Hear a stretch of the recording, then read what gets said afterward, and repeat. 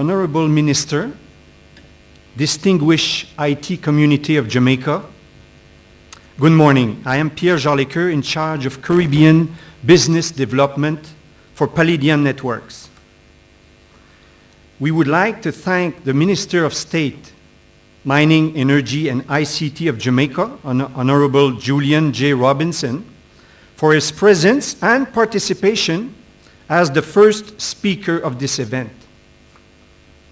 We would also like to thank JAMPRO Senior Officer Vivian Scully for his great collaboration organizing this event, as well as Michelle Marius for her participation as a speaker. Thank you.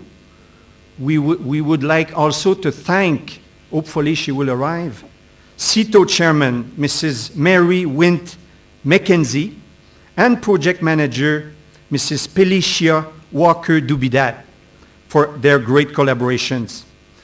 We would like to thank you distinguished IT community of Jamaica for sharing your precious time here with us this morning.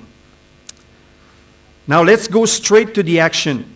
It's a great honor for us to welcome the Honorable Minister of State, Mining, Energy and ICT of Jamaica, who has kindly accepted to give the opening speech of this event. Ladies and gentlemen, Honorable Julian J. Robinson.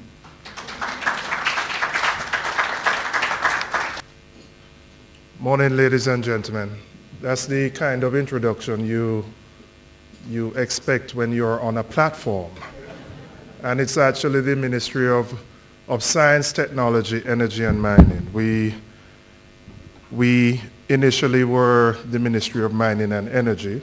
We took ICT on. We were trying to find the best acronym. So initially we were thinking of Mining, Energy, Science and Technology. But that sounds like mess or messed. So we chose STEM, which is Science, Technology, Energy and Mining. So we are the Ministry of STEM.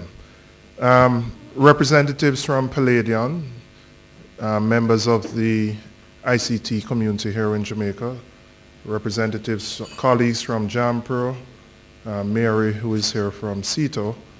Good morning all, and let me express my appreciation for being here and for being afforded the opportunity to just share some thoughts with you this morning. I think the presence of PALADION here in Jamaica is important. The PALADION is a global company.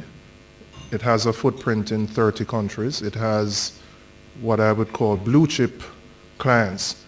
And I think their presence here in Jamaica is an indication, in my view, of the growing maturity of our ICT industry and the increase in importance that is placed on information and data security. It's advantageous for us here in Jamaica because once PALADION clients recognize that they are doing business in Jamaica, I think they will also look at Jamaica as a location for doing potentially ICT business. So I think just having a physical presence here is important.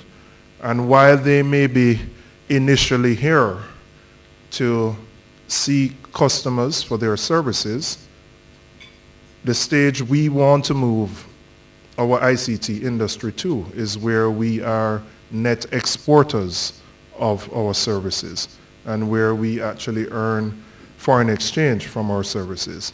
But I think the PALADION being here is actually timely. It's timely because the issue of information security has gained preeminence certainly in the last number of months with the Lotto scam and the impact that has had not just on the country generally, but on a number of ICT companies, particularly those who are in the business of offering business process outsourcing services. And in fact, I was just to give you an idea of the impact it has, I was in discussion with a representative from the largest company, and their clients now require that every single employee must have a police record, which is a challenge in and of itself. So you're talking about ensuring that 4,000 employees get a police record, which just logistically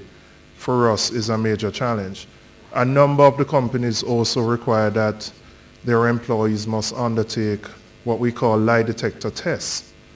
So a whole new layer of security has been imposed because we have some persons who have, in a negative way, used the good that we have established in our ICT industry to try and extract money from customers abroad.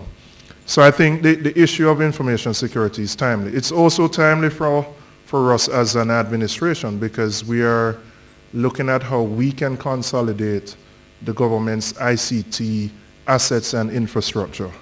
We are in the process of moving forward with GovNet. GovNet is a project where we're trying to consolidate all the ICT assets and infrastructure that exists across the ministries. Right now, each ministry, each government department has its own network, does its own ICT.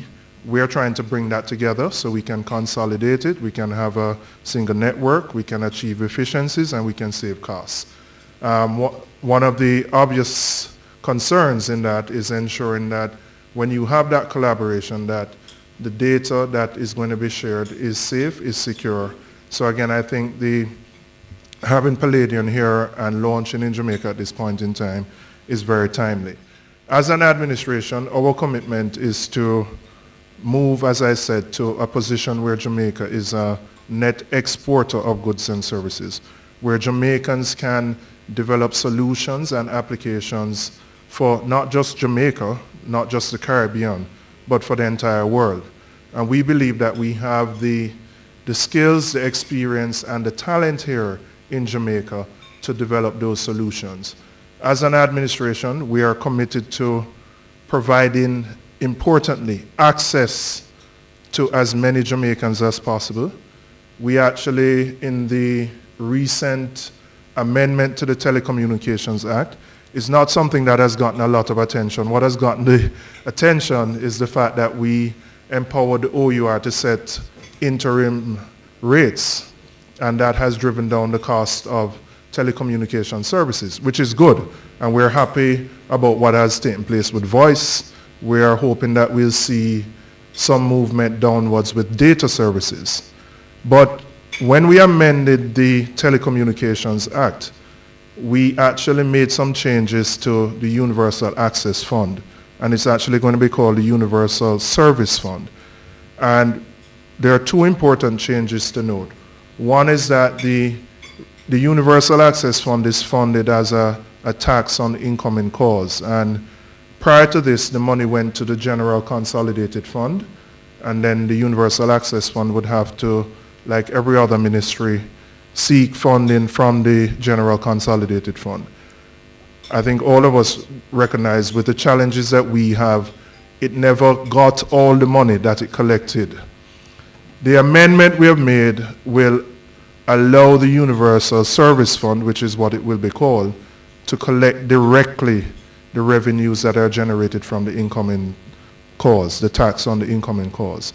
What that means is that there will be a lot more money available to facilitate building out our ICT infrastructure across the country.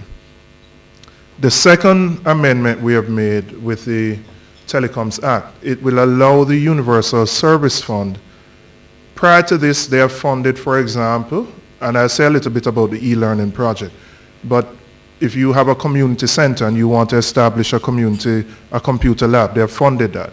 But one of the challenges that we recognize is that in many of in particular the remote communities, they lack the physical infrastructure to actually even have a computer lab. So the amendment will allow the Universal Service Fund to fund the infrastructure to allow persons to put in the computer labs. Why is that important, and why am I saying that? Because we believe unless the technology is available to as wide a base in the population as possible, then you won't get the type of innovation which we require to develop the applications, to develop the services, so that we can become a net exporter of ICT services. When you have youngsters from primary school, and that is the next phase that we're moving with our e-learning project. We have done our high schools. We're now moving to our primary schools. When youngsters are exposed from that stage, when they're acquainted with the technology, then when they get to their teenage years, they can develop the solutions. I mean, we have a number of innovative Jamaicans youngsters who have developed great solutions. A friend of mine just last night, I don't know how many of you have been stopped recently by the police. No, and the reason I ask, no, the police might stop you for a legitimate reason, but the police, there's now an application that they have, which they can use, they can stay on their Blackberries, they can put in your license plate number, they can determine who you are, they can determine whether your license is legitimate, they can determine whether the insurance on your car is up, the registration is up. They can do that right now. And that application was developed, it came out of a competition, and it was developed by a group of high school students. That application. They have started rolling it out, and it is going to become the norm. So when they stop you now, you have some persons who have 3 and 4 licenses. They can determine whether the license you have is legitimate. They can determine whether your insurance is up to date. I just use that example to state that these are the types of solutions that we want to develop ourselves. And while we, as I said, we recognize Palladion is here initially and obviously to build a business and to see customers, we ultimately want to get to the stage where Jamaicans are developing the solutions. And it is the intention of this administration to support the development of the ICT industry in the country to the point where we are net exporters of these services. So I'm happy to welcome Palladion here. I look forward to the presentations that we will receive this morning and to reiterate the commitment of this administration to building an ICT industry which all of us in this country will be proud of.